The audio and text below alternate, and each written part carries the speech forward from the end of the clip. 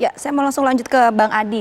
Bang Adi, pernyataan dari Pak Yusuf Kala yang mengatakan bahwa kekosongan pimpinan ini sebetulnya diarahkan ke siapa dan ini sebagai bentuk kritik atau mengingatkan ya kalau menurut Bang Adi?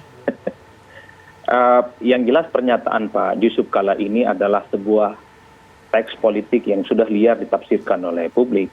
Jadi tergantung siapa yang menafsirkan pernyataan Pak JK yang mengatakan fenomena HRS ini sangat terkait dengan kekosongan kepemimpinan saat ini. Bagi pihak yang selama ini anti pemerintah, pernyataan Pak JK ini diarahkan kepada penguasa pemerintah saat ini yang dianggap tidak responsif, dianggap tidak menyerap aspirasi-aspirasi politik masyarakat misalnya, terkait dengan kebijakan yang dianggap tidak populis, misalnya soal revisi Undang-Undang KPK, misalnya juga tentang Undang-Undang Omnibus Law dan lain-lain yang memang itu terbukti diprotes. Tapi keputusan itu tetap diputuskan oleh DPR dan pemerintah. Tapi bagi pihak yang pro dengan pemerintah, itu ada yang genit bahwa pernyataan Pak JK ini kemudian ditujukan kepada Anies Baswedan. Karena soal kerumunan, soal HRS itu terjadi di Jakarta, dan seakan-akan ada kekosongan kepemimpinan yang ada di Jakarta karena membiarkan kerumunan itu terjadi. Nah, ada perspektif yang mencoba untuk menjelaskan soal posisi yang di tengah. Seperti orang yang saya ini yang tidak mencoba untuk melihat Pak JK ini kemana-mana. Saya kira dalam banyak hal, kalau membaca konteks tentu ini adalah sebagai kritik kepada partai politik Islam yang ada di Indonesia. Tentu bukan hanya PKS tentu saja. Untuk memberikan satu contoh narasi politik yang kemudian bisa membuat banyak orang itu mengikuti semua fatsun politik yang ada. Jangan sampai misalnya masyarakat kita, umat Islam saat ini, mengikuti tokoh-tokoh yang dianggap kontroversial, provokatif, sering menyampaikan perkataan-perkataan yang justru mengadu domba, memecah belah, dan seterusnya. Dalam konteks itulah saya kira partai politik Islam yang dimaksud oleh Pak JK menemukan relevansinya.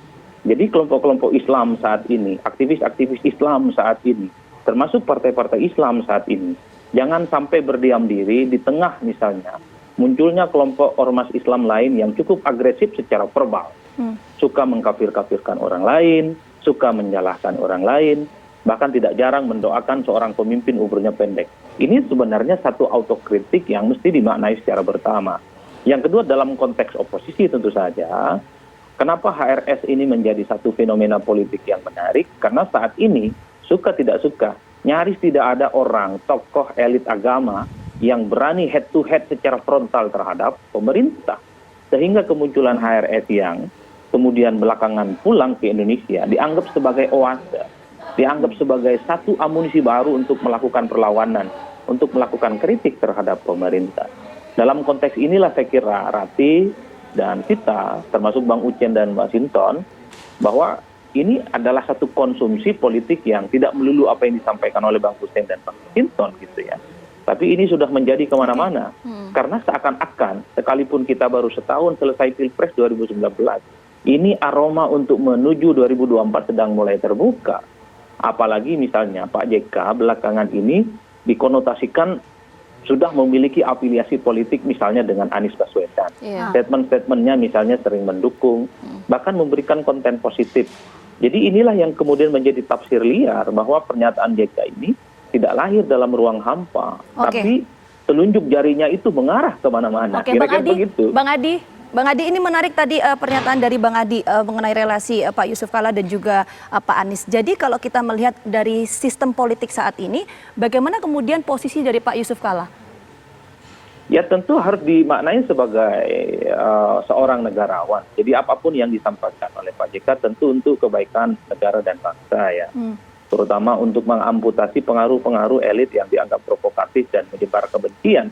Tapi pada saat yang bersamaan bahwa setiap manuver, statement-statement Pak JK ini kan sudah tidak dibaca secara tunggal, tidak baca secara netral, karena secara afiliasi politik misalnya, sudah dinilai memiliki kedekatan dengan Anies, dengan Jakarta, dan mungkin dengan teman-teman yang lain yang sepertinya sedang meniti jalan panjang untuk menuju 2024. Makanya tidak heran kalau ada politisi Golkar gitu ya, yang mencoba untuk meledek dalam tanda kutip bahwa statement Pak JK ini ditujukan untuk Pak Anies, ditujukan untuk Jakarta soal kekosongan kepemimpinan itu. Itulah yang saya bilang bahwa pernyataan Pak JK tidak bisa murni hanya dimaknai sebagai seorang negarawan gitu ya, tapi juga cukup bias secara politik yang kemudian tafsirnya bisa kemana-mana. Baik, kita ke Pak Ucen. Pak Ucen, boleh diklarifikasi? Ada mungkin anggapan yang akhirnya beranggapan bahwa pernyataan dari Pak JK ini ada hubungannya dengan nanti pemilihan presiden di 2024 dengan afiliasi politik kedekatan dengan Pak Anies juga. Saya kira tidak ada. Jadi saya ingin menyampaikan bahwa komunikasi politik Pak JK itu relatif cair sebenarnya. Seperti yang disampaikan tadi Mas Adi Prai, dalam posisi sebagai negarawan, Pak JK selalu mengambil jarak yang baik antara semua, baik kelompok maupun personal elit yang ada di tanah air.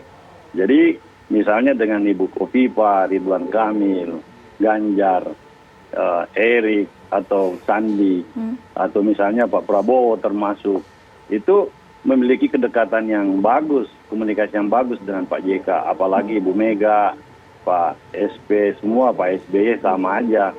Terutama juga tentu dengan Presiden Jokowi.